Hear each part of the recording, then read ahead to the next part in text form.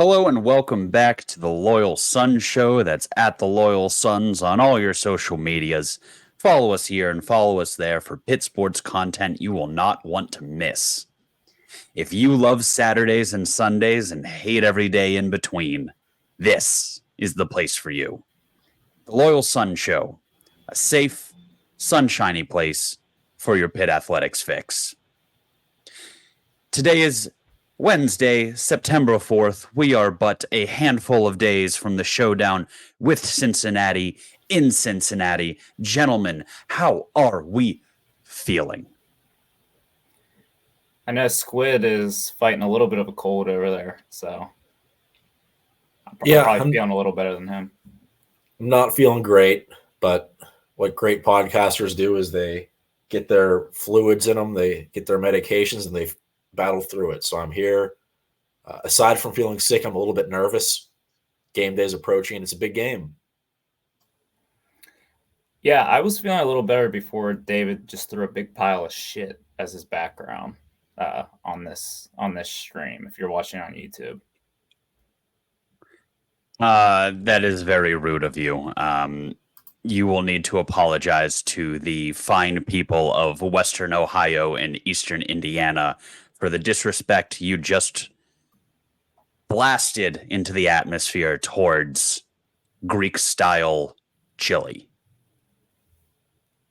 Skyline. Is there other people do it besides them? Yeah, there's a competitor in Cincinnati.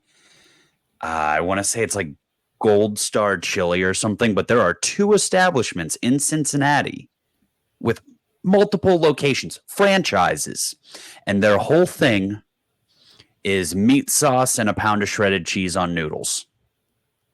And I'm not going to once again get into an argument with you guys about the values of Skyline Chili, especially days away from getting to enjoy it myself. All right. Is it good though? No. Okay. No.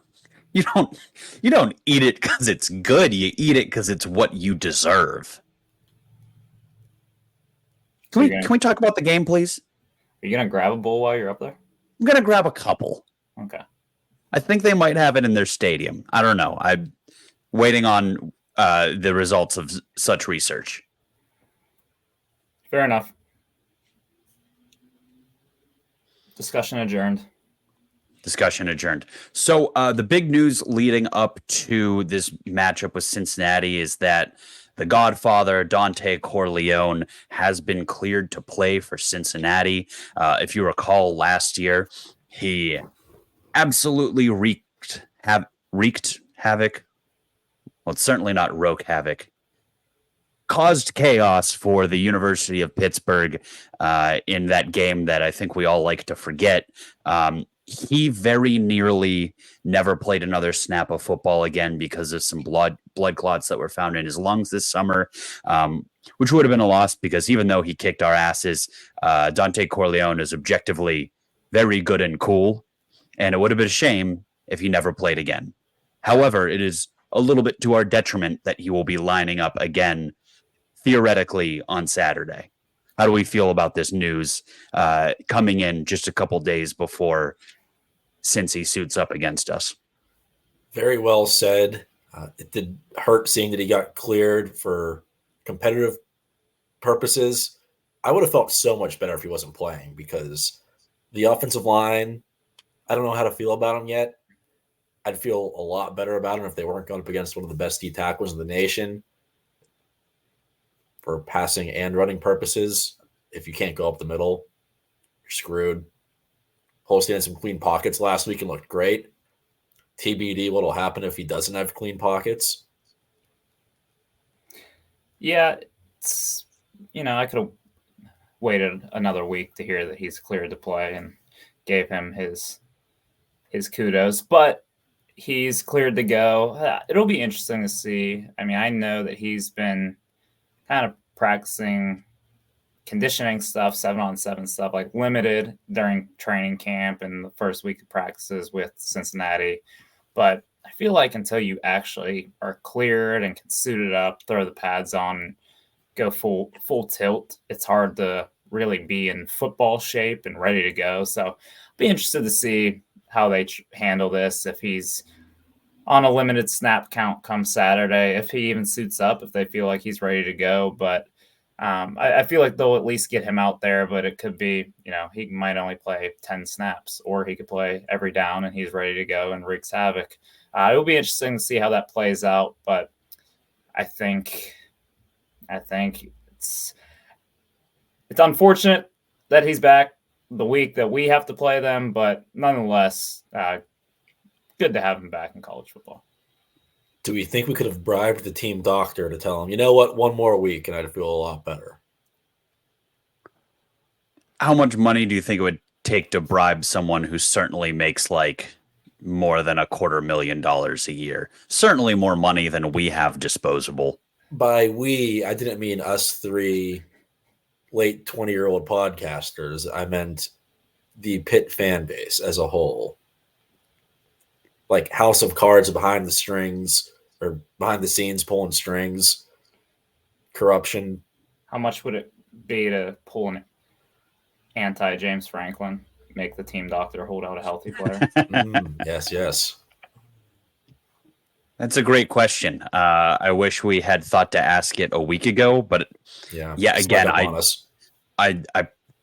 was pretty convinced Corleone was never playing another down of football.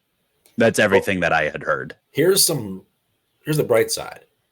Last year, big immobile quarterback, slow pro-style offense, not a whole lot of pizzazz to it. So he could just pin his ears back, get after the quarterback. Now we're spreading it out. Quick passes. That's how you neutralize a great defensive tackle like that. Yeah, like I said, has limited time to get ready and get back into football shape.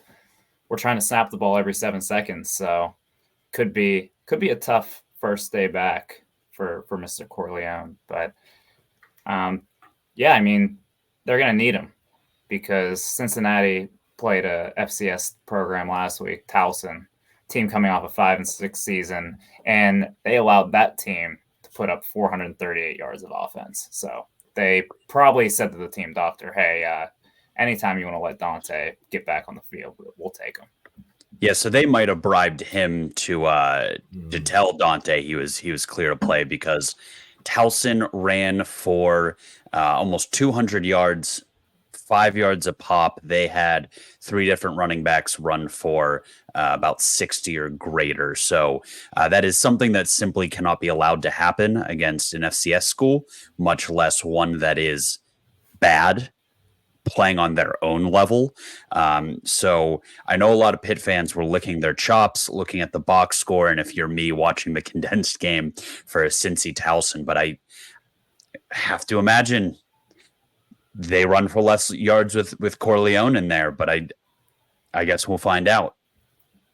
So moving forward to Saturday's game, is there anything specific you're looking out for? And I guess in the big picture, how much emphasis should be put on this game? How much import? The closer we get, the bigger I feel it is. Pitt sits at 1-0, and I think for me, it's like, as we become more removed from that Kent State game, I'm feeling even better and better about this Pitt team. The fact that they came out and hung 55 points, the offense looks legit right away. I'm looking at this Cincy game as, a month ago, I probably thought we'd be lucky to get this one. As it stands today, I feel like we need to get this one to go 2-0 going into the backyard brawl, because I think sitting at 2-0 going into that game feels a lot better than sitting at 1-1 with your only win over a MAC team. And by the time noon rolls around Saturday, I'm probably going to be a nervous wreck, because not only is this the battle for the Paddle Wheel Trophy, the River City rivalry itself, but this sets Pitt up in a pretty good spot to have not only a 2-0 record going into the game against your biggest rival, but puts Pitt in a position to, if you do win, start stringing together some wins here. Things get a little interesting pretty fast. Yeah, I think we all remember the lack of wind in our sails going into the West Virginia game last year, and there were some performances, some very specific performances that led to that. I think I remember a quarterback that had a very interesting game with a very funny stat line. That's all I'll say about that. And then, not to keep bringing up Corleone, but the interior of our offensive line was in hell. The thing about last year's game, that was a game, I know we didn't feel great leaving that stadium because we lost in Cincinnati. We didn't know that Cincinnati was bad at that point. True. We thought that was a game we let get away because we got off to a slow start. Emory Jones was not a great quarterback. I don't think their running backs were anything special, but they ran all over us. It was just a bad game, to sum it up in a really short and stupid way. So this year, I'm like, hey, if we play better, we're going to win this game. I'm not worried about Cincinnati. Granted, they played Towson. Their new quarterback, Brendan Sorsby, did look pretty darn good. 3 for 383, was not expecting that. So that's what I'm going to be most intrigued by on Saturday. Yeah, I mean, since he went 3-9 last year, so as much samesies. Yeah, so as much as we've come into this season with like, we need to turn things around, we were horrible. I mean, they're in the exact same boat, and they put out a less than spectacular performance in their opener against an FCS team. So once again, this is probably, I mean, if you all things considered, probably one of the more winnable games on the schedule as well. Minus Kent State and Youngstown State, this could be one of the worst teams we play in 2024. So yeah, unfortunately, we don't play Florida State this year. Right. Yeah. Of course, we didn't have the luck of getting sent to Tallahassee. We have to waltz into Nippert Stadium in Cincinnati on Saturday. I think the closer we get, the more I feel like, I mean, I hate to say the second game of the season in a non-conference game is a must-win, but fuck it, it's a must-win in my eyes. I think every game in college is. I mean, I know the 12-team playoff has changed that for, the schools that matters for, but it's college football. Every game is a must-win. If you lose 2 games, you are almost certainly eliminated unless, again, you're playing in like the SEC from playoff contention. And depending on who those 2 losses are to, you're probably not in contention for your conference championship. So every game is a must win. But the fact that we looked shockingly serviceable last week and people are riding high, and we have West Virginia on the horizon who is stumbling, this feels like a must win. I was a little bit surprised by the line for this game. We'll talk a little bit more about it in the sportsbook portion coming up soon. I feel like this is a game that if Pitt loses, I know it's on the road, that is bad. And that'll be really bad for the outlook of the program because we are so high after 1 week of Eli Holstein and Cade Bell. And if we come out after that game and lay an egg, I mean, we're back down to the gutter. We did this last year with Christian Veyer a little bit after he beat Louisville. We're like, hey, now we go, boys. It's a new season. And we immediately not immediately, but we almost instantly plummeted after that. So I would love for that not to happen. I don't know how good this team is, but I feel like we should handle Cincinnati. It'll be a big level setting week. This will be big for setting our expectations the rest of the season. We're playing against a team that is not good. This is not a good team. This is not a program in a good place. However, they are just sound enough at a couple things along the defensive line, running the football. They have a quarterback that can throw a little, that you can lose it. Like, this is a losable game. So this is going to set our expectation for the rest of the season and let us know if we are the world destroyers that we feel like after bullying Kent State, or if we have once again fallen for it. With that being said, do we want to jump into the sports book? Let's jump into the sports book. Okay, I'll kick it off here. The Loyal Sons Sportsbook, your only place for these lines. You can't find this FanDuel, DraftKings, Rivers Casino, except maybe one or two of these. But this is the only place you're going to get this, and the only place you're going to get expert picks from David, Squid, and myself. And no student athletes allowed. Correct. Write that down. Remind yourself. And if you're really going to do it, just like use a bookie or something. But anyway. Like an uncle. Bagman, fall guy. Anyway. I don't know what made me think of that, but. I mean, Squid's a former collegiate athlete.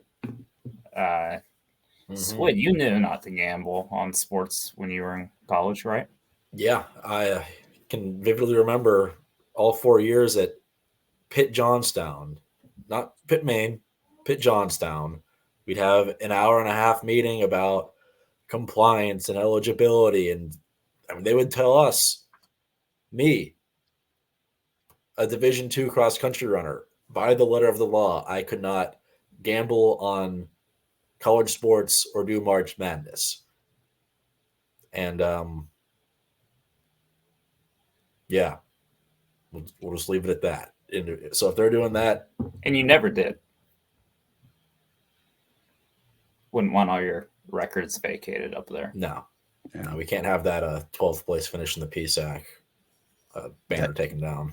That 345 mile. Essentially. Okay, back to the sports book. That was just a completely irrelevant, unfounded tangent we just went on. Yeah. Over under 475.5 yards of offense for the Pitt Panthers after hanging, 580 yards on the Kent State Golden Flashes last week.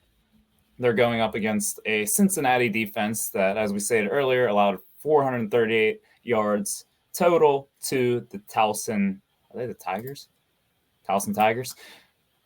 Fellas, just looking, I know the transitive property can't always be used in sports and in betting, but it sure feels like the Pitt Panthers offense, powered by Eli Holstein and Cade Bell, could be in for a track meet. David, you want to start us off? No, I really don't. I had a really good idea, then I watched you change the number on the Google Doc like 10 seconds ago. Squid? No. You got to go. Dylan called on you. He's in charge here. All right, I'll start since it's just fair. I'm going to go over. I'm all in on Cade Bell and his offense. I'm all in on Holstein. I think that Pitt. I'm actually gonna go as far as I know that Pitt has a better offense than the Towson Tigers, and if last week is evidence of anything, they're gonna go pedal to the metal, foot to the gas, and they're gonna try to run it up next week. And I guarantee Cade Bell has been breaking down the film, and he's found a few things already that worked for Towson. He's like, oh, well, Kenny Johnson's better than this wide receiver, and Desmond Reed's surely better than this running back, and Eli Holstein is much better than their quarterback. I think we're in for a doozy on Saturday, and I think we're going to see a lot of explosive plays. Now, that might not only be limited to our side of the ball, our offense, but I think there's going to be a lot of explosive plays come Saturday. I'm going to go over on this. All Okay, right, now, David, you have to go. I think I have my bearings. My big fear for this game and the subsequent games, and this is, I want to stress, founded on nothing, is that Cade That's Bell's implied. offense. Yeah, implied. Cade Bell's offense might be figure outable. Like, I'm really worried that from the first snap of this game, we're going to realize, like, oh yeah, some Division I coordinators watched 30 minutes of this film and said, oh, simply do this, and there's nothing they can do. And that's what I'm afraid of. But like I said, that's founded on nothing. And God, I think this offense probably, in contradiction of that, has other gears to it. We didn't even utilize Desmond Reed in the passing game at all. And we could have scored a lot more points and had a lot more yards if not for a lot of first week flukes. So give me the over ? It's locked in. Okay. I'm going to go under. I think this is a pretty good line. I think we'll be in the mid 400s just because, like you said, this will be a high-scoring game. Both offenses on the field a lot because the defenses are giving up some points. And I do not think that Cincinnati's defense is going to be able to slow us down. So I think we'll get over the 400 mark. 475 is a lot. So maybe a slow start for each team. Then once we start getting our footing against a real Power 5 opponent, we start to figure some things out. So under, but not in a bad way. Okay, on to the next one. This is one that I'm almost certain you can't get at any other sports book. Over under 1.5 shots of the paddle wheel trophy during the broadcast. Now, I've got the paddle wheel trophy behind me on my screen. We know last year there was discussion about it, and we were told that it would not be brought out for the rivalry. Just an absolute shame that we aren't taking advantage of one of the most beautiful trophies in college football. Also, anytime you can assign a trophy to a rivalry game, just do it. Like, what's the problem? I'm almost certain this is just sitting in someone's office collecting dust somewhere. What do we think, boys? Squid, over under 1.5 shots. I mean, they're going to show it at least once, right? I'm going to go over. I think we get a shot during the intro to the game, and then towards the end, there'll be some flashbacks. So I think we get 2.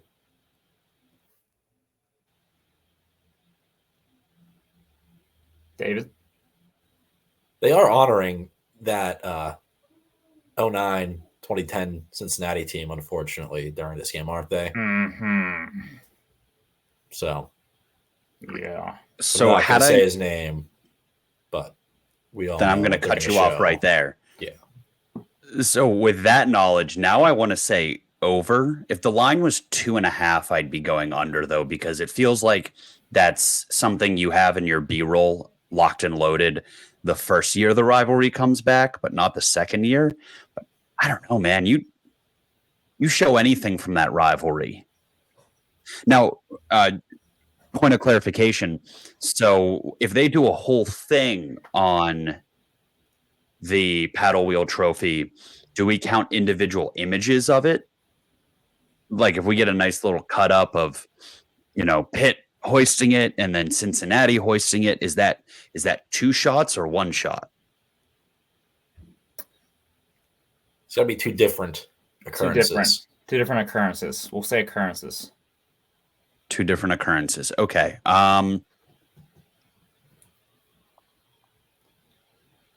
Yeah, give me the under. I'll go over. Really don't know. But I'm almost certain they'll do 1. And like Squid said, maybe show 1 late.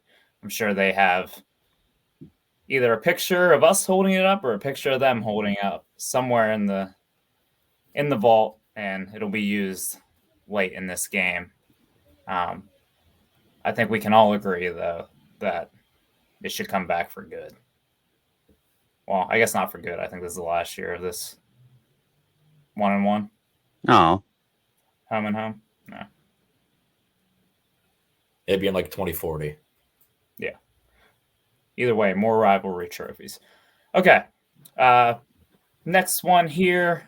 This is guessing on the Cincinnati side of things. Brendan Sorsby threw for 383 yards last week in his debut for the Cincinnati Bearcats. Over under 274.5 passing yards for Brendan Sorsby, the Indiana Hoosiers transfer. I'll lead off with this one because I actually have a strong opinion here. I'm taking the under. I just see Cincinnati, they beefed up on the defensive line by adding Corleone. They ran very effectively against Towson. They ran incredibly effectively against us last year. And they obviously, you saw Pitt operate at lightning speed last week. I see them coming in and intentionally slowing the game down, keeping the ball on the ground, keeping Pitt's defense out there, and trying to have a time of possession disparity similar to what we saw in Florida State, Boston College, where, they're holding onto the ball 2 or more minutes for every 1 minute that Pitt has the ball. So I see them keeping it on the ground, not going through the air, and that results in Sorsby going under that figure. By the way, I ran the calculations on last week's while we were talking. Dylan, you're in the lead for maybe the first time in the history of this book. Whoa. Don't let 3 me get points, hot. Dylan. 3 points, Dylan. 2 points, David. 1 point, Squid. I would be in the lead if Desmond Reed's first touchdown didn't get called back. So Don't let me get hot. That's all don't I'm let saying. Dylan get hot. Well, with that discovery, I'll pick next. I'm going to go under as well on the Sorsby passing yards. Now, I am a little concerned when this line was being set. I am a little concerned because watching the highlights from the Cincy Towson game, a couple of those deep balls for Sorsby, he was just throwing to receivers who no one was within a 10-yard radius of them. Just hit them on a deep ball, running wide open, and I'm thinking they're going to try to take a few more shots like that. Now, I would hope that Pitt's secondary is a little more clean on Saturday than the Towson Tigers. However, there's a couple of players in that secondary that make me believe that we may have similar issues. So, Mr. O'Brien, Mr. Battle, please, we don't need any blown coverages Saturday. Let's make Sorsby beat us throwing the short game, intermediate game. Little concerned about what the deep threats could look like against us, but I'm still going to go under for a lot of the same reasons you said, David. They had a lot of success running the ball against us last year. I mean, Corey Kiner ran for 153 yards last year. I think they're going to try to replicate that. They had 9 yards a carry against Towson. 32 carries, 275 yards. 8.6 a pop. Again, Towson, but you feel me. Noted. I'm going to go over. Like I said earlier, I'm not a big believer that Sorsby's a good quarterback. I think he has some good numbers. It's a bad team. But they've got some good receivers that worry me a little bit. So their top 2 receivers last game, Xavier Henderson had 101 yards and a touchdown, 7 receptions. He had almost 800 last year. Their number 2 guy transferred from Ohio State. He never did anything at Ohio State, but a highly rated guy when he came out of high school, had 5 for 89. So I think they're going to still try to throw the ball. Might be a lot of dinking and dunking and then a shot here and there. So eventually they'll get to that over. Something else we didn't mention, just looking at the numbers. Actually, never mind. All right. Noted. Yeah, okay. Thank you. Scrap that. Okay. Next one we have here. Will the quarterbacks, the starting quarterbacks, actually all quarterbacks, we'll include all quarterbacks in this in case there's a replacement at some point. Will the quarterbacks in this game on Saturday throw for more or less incompletions than Phil did in this game last year? And for those keeping track at home, that would be 22 incompletions that they would need to combine for. Wow, 22 incompletions. Did he throw 60 passes? No. 70 passes? No, you're going the wrong way. 60 passes. Try 32. Jesus. Well, surely he threw a ton of interceptions then. 0, actually. Just the most absurd, bewildering game and stat line from a quarterback ever. Yeah, just utterly ridiculous. These two quarterbacks, Eli Holstein and Brendan Sorsby, combined for a total of 19 incompletions in their respective games in week 1. Squid, I'll let you kick this one off. I'm going to go over. I said this game's going to start out slow. Maybe some 3-and-outs, some drops, some missed receivers. And then, like I said, if it's a high-scoring game from there, teams are going to be throwing the ball. So a lot of opportunities for incompletions. Let's just hope our quarterback does not go 0 for 10 targeting our number 1 receiver like the previous matchup. David? I came in with a very clear idea of what I wanted to pick because of the funny. But now I'm looking at both those games. So if you look at Pitt Kent State, there were, I think, 24 combined incompletions. Cincinnati Towson, 16 plus. Yeah, so 25. So you're looking at just like a regular game. You would think over. Both these quarterbacks just happen to play very well against very bad opponents. So I feel like the over is like minus 200. But for the comedic effect, I will go under. These quarterbacks will combine for fewer incompletions than Pitt's quarterback had himself last year. Yeah, I'm going to go over, but it's just wild that we actually had to go through that and talk through it to come to that answer. Just the most absurd stat line of all time. We've said it enough. Okay, first touchdown scorer picks.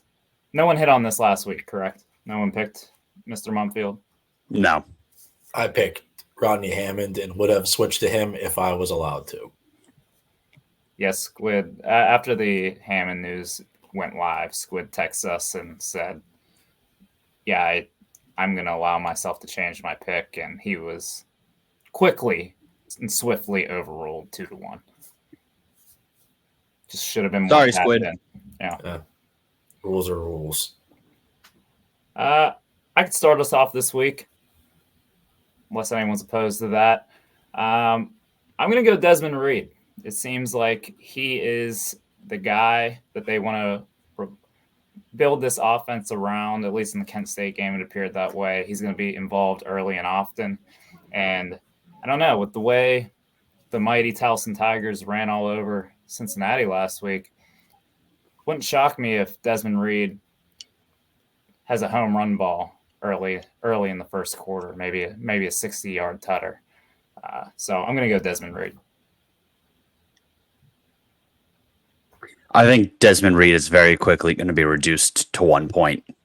Yeah. Especially if a second running back doesn't emerge. Give me Bart.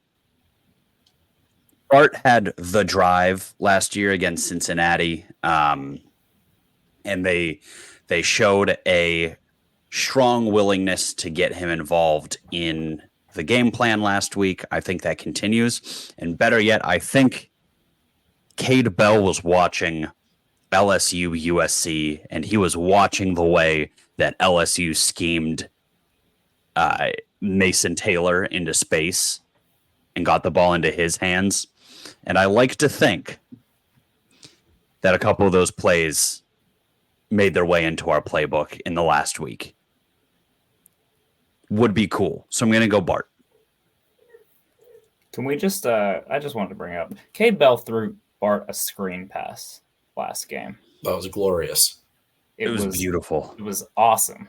And I don't know if we brought that up on the Kent State reaction episode. I feel like with all of our excitement that got swept under the rug, but Bart catching a screen pass in the first quarter was just the ultimate fan service. And it was an easy 10 yards too. And he ran the dude over at the end of it. Weird. It was 1st and 18. And what I love the most about it is, like, if picture in your mind's eye, I say, yeah, we threw a screen to our tight end. You have a picture in your head. Yeah, we threw a screen to our wide receiver. You have a picture in your head. And they look very different, right? The tight end's like some little comeback into the middle of the line of scrimmage, maybe a flip underneath, and the wide receiver, you just have them take a step back off the line of scrimmage and turn and take off. They threw Bart one of those, out in the flat in space against some corners and said, come tackle the big fella. Let him use his speed and his size, baby. Or split him out wide like Megatron or something. Yeah, because he is with a mullet.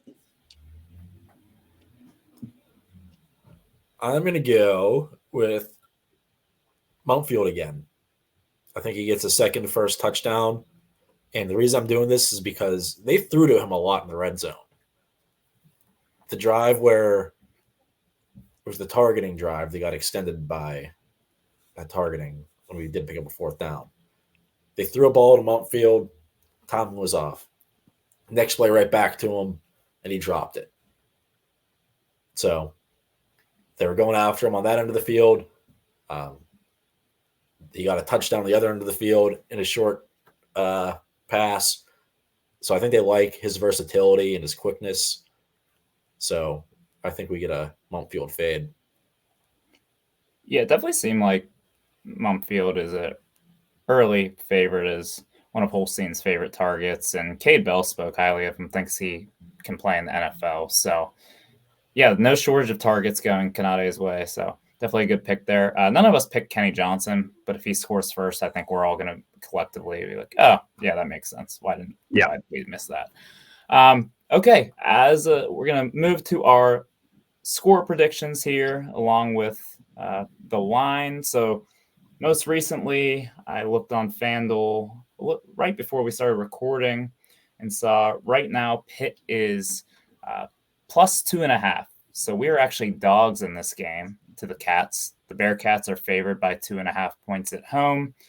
If you're my dad, he'll tell you what he says every time teams favored by 2.5 or 3.5. It's just they just give the home team 3 points. I don't know if that's straight out of the book in Vegas, but my dad has told me that my whole life. So we'll say these teams are about even, but Pitt is underdogs by 2.5 points. Give me a score prediction. Does Pitt cover Squid? Pitt covers, and they win. Said it's going to start off slow, but then the offenses will figure it out. There might be some slip-ups on defense on both ends. So maybe after this game, win or lose, both teams aren't too pleased with how their defenses played. So I'm going Pitt wins 34-27. A lot of points, similar to last week. And we all are super-duper happy going into the brawl.